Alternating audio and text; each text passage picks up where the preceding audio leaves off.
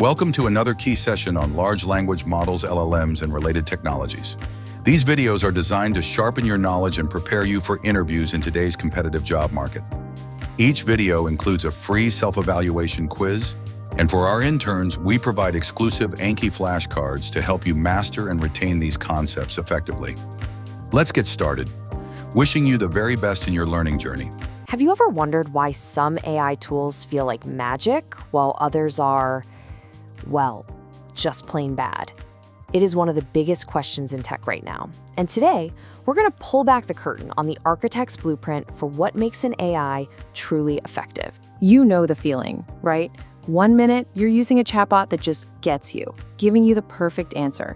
The next, you're wrestling with a tool that feels completely clueless, spitting out useless generic nonsense.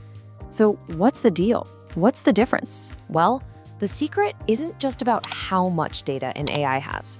At its core, it's actually much simpler than that. It all comes down to how well the AI was designed to understand the specific world that it lives in. To really get this, we need to step inside the mind of an AI for a second. Turns out, every single AI agent is constantly trying to answer two fundamental questions. So what are they? First, the AI needs to know what's happening right now. This is all about the immediate situation. And second, it has to ask, what world am I even in? What are the rules of the game here? These two questions, they're the bedrock of good AI design. Now, let's put the official labels on these ideas, the ones that AI architects actually use. We're talking about context and the environment. And trust me, understanding the difference between these two is the key to unlocking everything. Let's really lock this in. Context is the what's happening right now. Think of it as the immediate, situational snapshot of information. The environment, on the other hand, is that bigger question. What world am I in? It's the entire universe the AI operates in. All its rules, all its resources, and all its limitations. Okay, let's zoom in on context. Imagine you're talking to a customer support AI. If that AI has good context, it already knows who you are, what plan you're on, and that you were just looking at the billing page 5 seconds ago. That immediate awareness lets it give you a smart, relevant answer, not just some generic FAQ. That is context in action. So, what about the environment? Well, let's think about an AI that recommends products on a shopping site. Its environment isn't just what's in your cart. No, it's the entire product catalog. It's the browsing history of millions of other users. It's the live inventory levels. It's the whole shebang. That's the total operational space that defines what's even possible. So if the environment is the AI's entire world, how does an architect actually map it out? Well, they use a kind of checklist of different factors to define that world. Let's run through it. First up is the world static or dynamic. A static world, like a database of historical facts, it just sits there. It doesn't change while the AI is working. But a dynamic world, like the live stock market, is changing all on its own every single second. An AI built for one will totally fail in the other. Next is the world fully observable or just partially observable. Now, in a fully observable world, the AI has every single piece of data it could possibly need. But let's be real. In most situations, like trying to understand a person, the AI only has bits and pieces of info. It can't read your mind, right?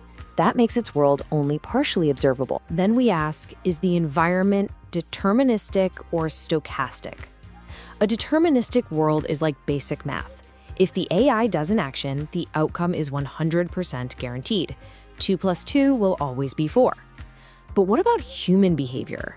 An AI can suggest a great product, but it can't guarantee you'll buy it. That outcome is uncertain. It's random, it's stochastic. It's a world of probabilities. How about this one? Episodic versus sequential. In an episodic world, every single task is a clean slate, a fresh start. Think about an AI that classifies photos. Each photo is a totally separate, independent job. But in a sequential world, like a chatbot giving you tech support, every action depends on the one before it. The past absolutely influences the future. History matters. Now let's get social. Is the AI in a single agent or a multi-agent environment? A simple chatbot usually works all by itself. But a really complex system might use a whole team of AIs.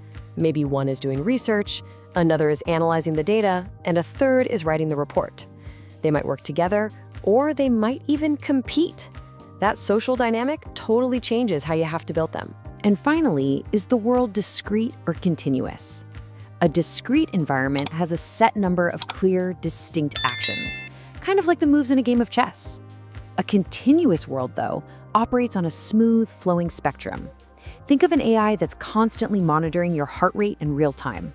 The decisions aren't in separate chunks. They're part of a constant, unbroken flow. Okay, so why did we just go on that whirlwind tour of environmental factors? Because this, right here, is the big payoff. Answering those questions is exactly how an architect can build an AI that actually works in the real world. Let's see how it all clicks into place. This says it all perfectly. It's a clear two-step process.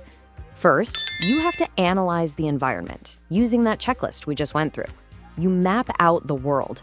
And only then, once you understand the world it will live in, can you pick the right AI architecture for the job. So, for example, if your analysis shows the environment is super simple, it's static, fully observable, and totally predictable like a basic calculator, then you don't need some massively complex AI. A simple rule-based agent that just follows a list of if-then commands is perfect. It's about matching the tool to the job. But what if the world is complex? What if it's dynamic? You can only see parts of it, and it's full of other agents, like a swarm of AIs trying to manage a city's traffic grid in real time. Well, a simple rule-based AI would be an absolute disaster. For that, you need a much more sophisticated, learning-based system that can adapt on the fly and coordinate with others.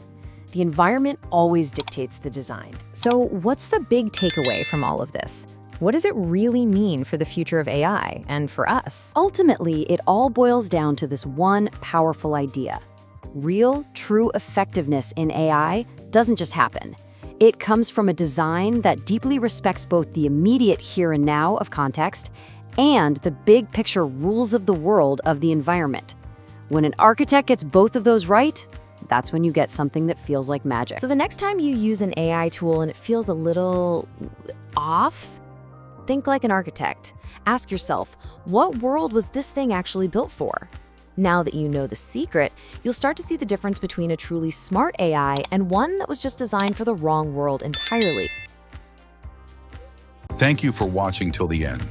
Don't forget to test your knowledge with the quick self-evaluation quiz. The link is right in the description. If you found this video helpful, please like, share, and subscribe to support the channel. And if you haven't yet explored our self-paced AI internship program, visit shogini.com for full details. Wishing you all the best in your AI journey.